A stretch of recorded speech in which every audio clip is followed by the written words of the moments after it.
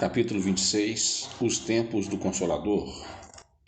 A permissão de Deus para que nos manifestássemos ostensivamente entre os agrupamentos dos nossos irmãos encarnados chegou justamente a seu tempo, quando o espírito humano, despido das vestes da puberdade, com o juízo amadurecido para assimilar algo da verdade, tateava essas entre vacilações e incertezas, estabelecidas pela investigação da ciência, sem conseguir adaptar-se ao demasiado simbolismo das ideias religiosas, latentes na alma humana desde os tempos primevos dos trogloditas.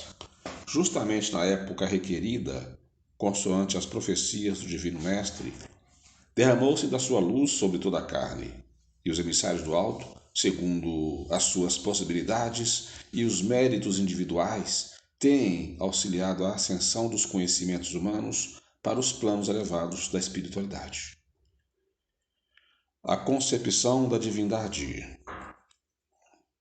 Desde as eras primárias da civilização, a ideia de um poder superior, interferindo nas questões mundanas, vem guiando o homem através dos seus caminhos, e a religião sempre constituiu o maior fator da moral social, se bem que apresentasse a divindade à semelhança do homem em seus ensinamentos esotéricos. O cristianismo, inaugurando um novo ciclo de progresso espiritual, renovou as concepções de Deus no seio das ideias religiosas.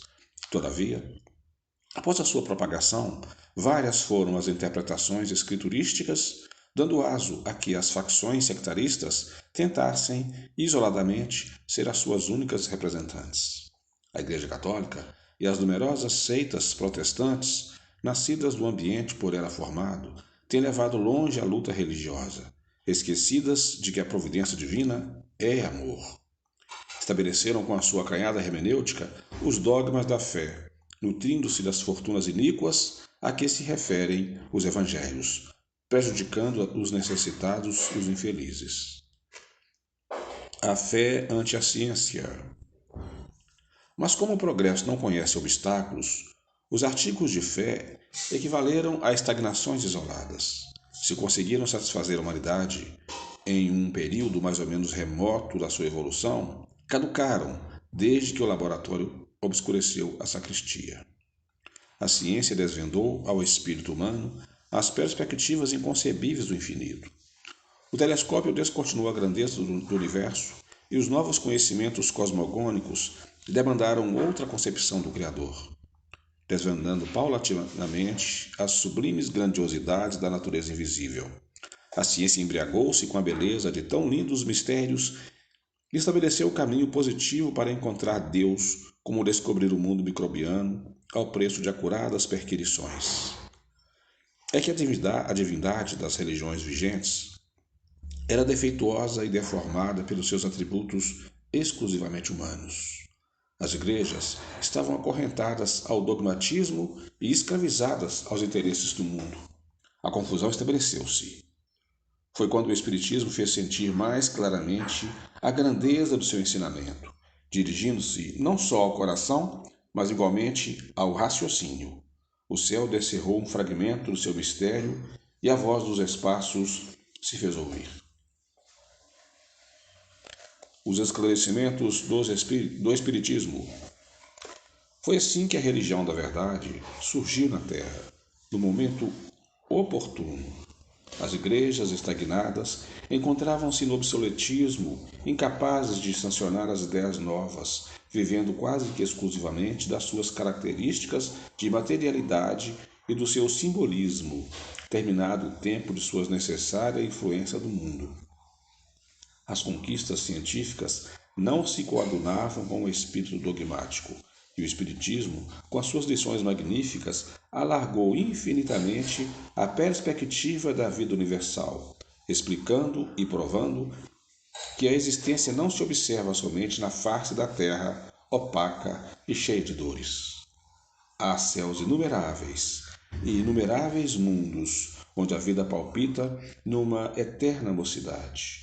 Todos eles se encadeiam, se abraçam dentro do magnetismo universal, vivificados pela luz, imagem real da alma divina, presente em toda parte. A carne é uma vestimenta temporária, organizada segundo a vibração espiritual, e essa mesma vibração esclarece todos os enigmas da matéria. Nós viveremos eternamente. A doutrina dos espíritos, pois, veio desvendar ao homem o panorama da sua evolução e esclarecê-lo do problema das suas responsabilidades. Porque a vida não é privilégio da terra obscura, mas a manifestação do Criador em todos os recantos do universo. Nós viveremos eternamente através do infinito, e o conhecimento da imortalidade expõe os nossos deveres de solidariedade para com todos os seres em nosso caminho. Por essa razão, a doutrina espiritista é uma síntese gloriosa de fraternidade e de amor. O seu grande objeto é esclarecer a inteligência humana. Oxalá possam os homens compreender a excelsitude do ensinamento dos Espíritos e aproveitar o fruto bendito das suas experiências. Com o entendimento esclarecido, interpretarão com fidelidade o amai-vos uns aos outros em sua profunda significação. Os instrutores dos planos espirituais em que nos achamos regozijam-se com todos os triunfos da vossa ciência, porque toda conquista importa em grande e abençoado esforço. E pelo trabalho perseverante, o homem conhecerá todas as leis que lhe presidem ao destino. Capítulo 27. Os dogmas e os preconceitos. Os maiores obstáculos para que se propaguem no seio das sociedades modernas os ensinamentos salutares e proveitosos do Consolador são constituídos pelas imensas barreiras que lhes levantam os dogmas e preconceitos de todos os matizes nas escolas científicas e facções religiosas, militantes em todas as partes do globo. Ações perturbadoras. Muitos espíritos, afeitos ao tradicionalismo intransigente e rotineiro, são incapazes de conceber a estrada ascensional do progresso, como de fato ela é, cheia de lições novas e crescentes resplendores. É assim que, completando as longas fileiras de retardatários, perturbam às vezes a paz dos que estudam devotadamente no livro maravilhoso da vida, com as suas opiniões disparatadas, prevalecendo-se de certas posições mundanas, abusando de prerrogativas transitórias que lhes são outorgadas pelas fortunas iníquas. Não conseguem, porém, mais do que estabelecer a confusão, sem que as suas mentes egoístas tragam algo de belo, de novo ou de verdadeiro, que aproveite ao progresso geral. Seus trabalhos se prestam unicamente às suas experiências pessoais nos domínios do conhecimento, não conseguindo viver na memória dos pósteros, porquanto a veneração da posteridade é uma galeria gloriosa, reservada quase que invariavelmente aos que passaram na terra, perseguidos e desprezados, e que se impuseram à humanidade, ofertando-lhe generosamente o fruto abençoado dos seus sacrifícios imensos e das suas dores incontáveis. Características da sociedade moderna. Desalentadoras são as características da sociedade moderna.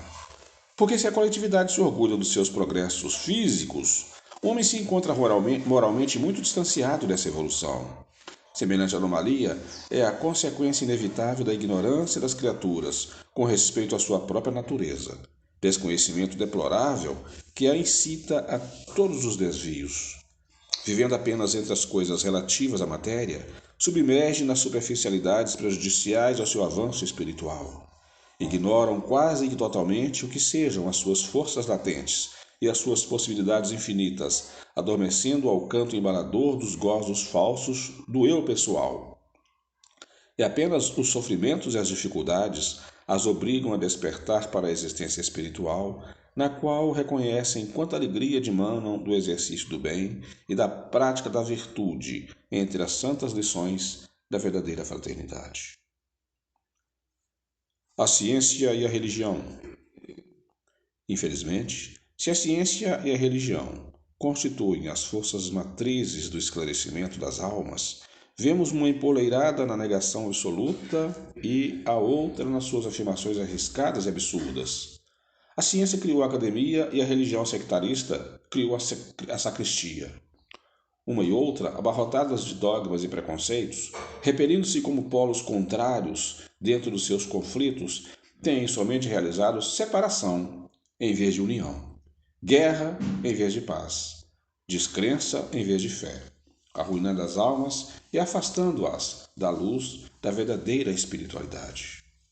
Entre a força de um preconceito e o atrevimento de um dogma, o espírito se perturba, e no círculo dessas vibrações antagônicas, acha-se sem bússola no mundo das coisas subjetivas, concentrando naturalmente na esfera das coisas físicas todas as suas preocupações. O trabalho dos intelectuais.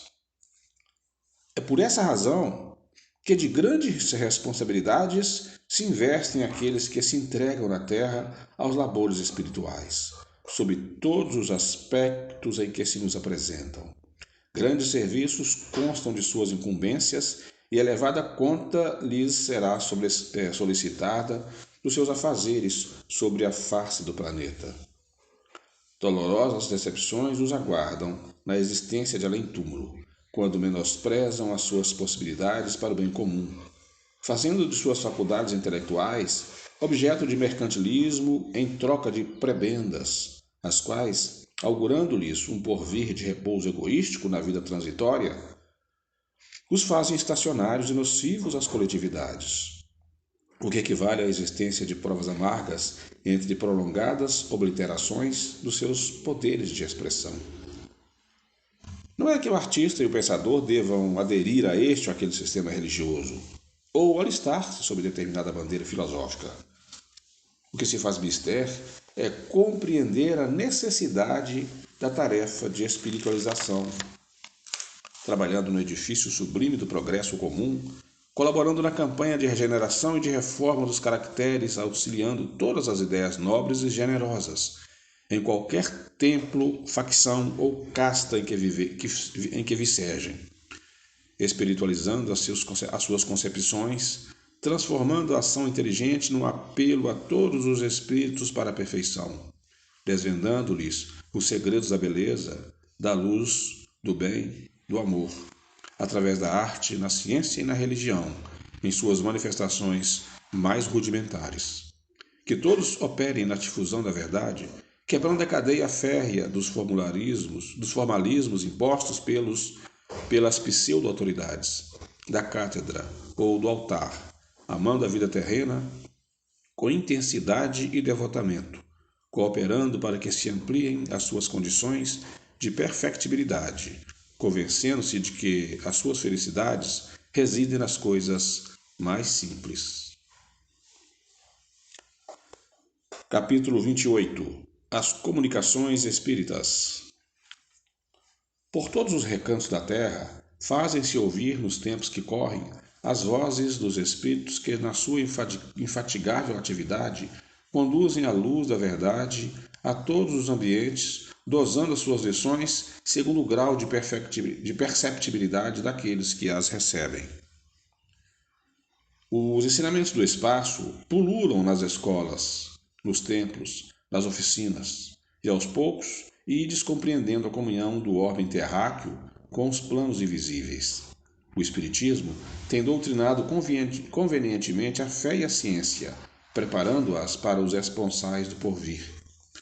Se é verdade que a tibieza de alguns trabalhadores, obcecados pelos preconceitos, tem entravado a marcha da doutrina consoladora, devemos reconhecer que muitas mentalidades saturadas de suas claridades benditas têm concorrido com os melhores esforços da sua existência em favor da propagação dos seus salutares princípios, desobrigando-se nobremente dos seus deveres para com a bondade divina.